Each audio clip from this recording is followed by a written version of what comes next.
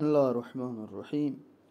جب امام حسین علیہ السلام مکہ پہنچے اور تقریباً 12,000 خطوط اہل کوفہ نے لکھے اور آخری خط جو آیا تھا وہ آپ کی خدمت میں پیش کر چکے ہیں، تو امام علیہ السلام نے اپنے بھائی جناب مسلم ابن عقیل کو بلایا اور ان کے ہاتھ میں ایک خط تحریر فرما کر بھیجا کوفے کی طرف۔ امام علیہ السلام فرماتے ہیں، جو تحریر لکھی ہے انہوں نے، بسم اللہ الرحمن الرحیم، یہ خط حسین ابن علی کی طرف سے مسلمانوں اور مومنوں کے گروہ کے نام ہے۔ حانی سعید، تمہارے طرف سے بھیجا گیا آخری خط تھا، مجھے موصول ہوا۔ جو کچھ تم نے ان خطوط میں ذکر کیے اسے میں نے سمجھا کہ ہمارا اس وقت کوئی امام نہیں ہے۔ آپ آئیے، شاید خدا ہمیں آپ کی وجہ سے حق و ہدایت پر جمع کر دے۔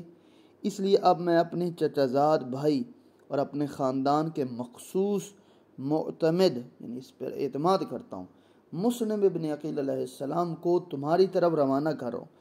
میں نے انہیں مأمور کر دیا ہے کہ وہ تمہارے صحیح حالات مجھے لکھیں، لہذا اگر انہوں نے یہ لکھا کہ تمہارے ارباب اور صاحبان عقل اس بات سے متفق ہیں جو تم نے خطوط کے ذریعے ظاہر کیا ہے، تو میں جلد تمہارے پاس پہنچ جاؤں گا۔